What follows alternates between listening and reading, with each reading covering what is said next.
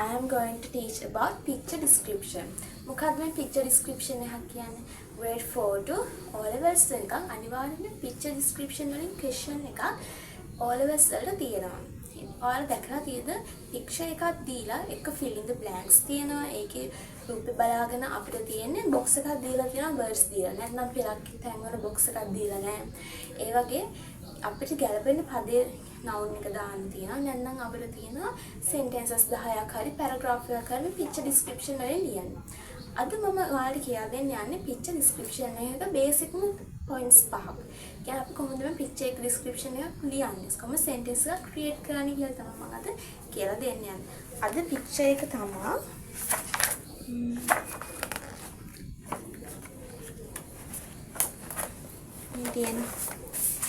This is the picture. මේ තියෙන picture එක.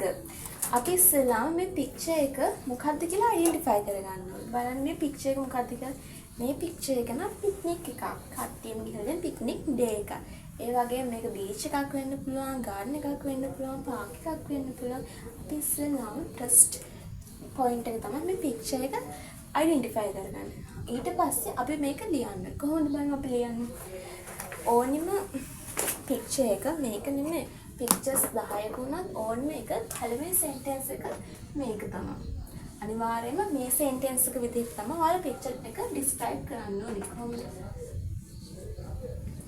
This is a picture of a picnic.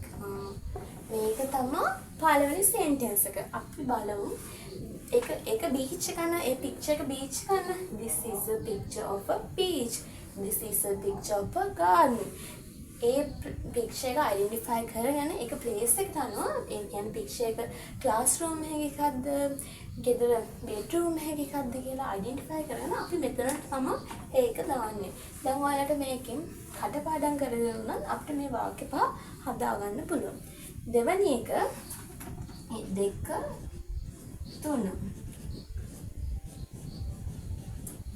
there are and there is අහලා තියෙන්නේ දාලා there is මේ there is දාලා අපිට sentence දෙකක් create කරගන්න පුළුවන්. ඒ වගේ ඊට වඩා create කරගන්න පුළුවන්. අපි there use කරන්න මොනවද?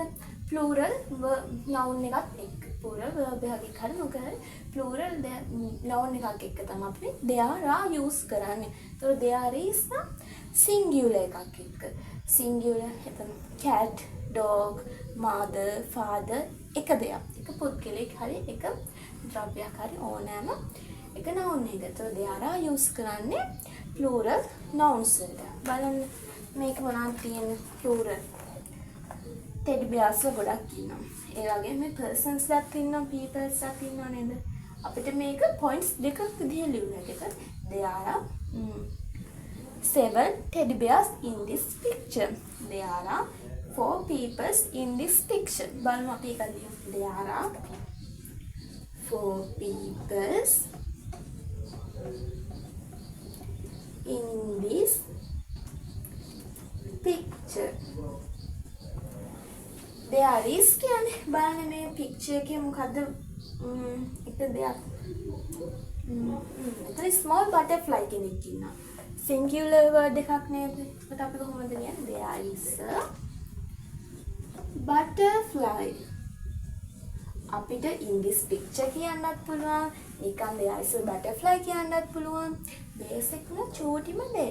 ඒ වුණාට in this picture කියන එක අපිට sentences දෙකකට තුනකට අතරින් මැද්දෙන් දාන්න පුළුවන්. ඊට පස්සේ හැම sentences එකකම in this picture කියලා අපි දාන්න ඕනි කමක් නැහැ. එතකොට fourth one අපි ලියුවේ teddy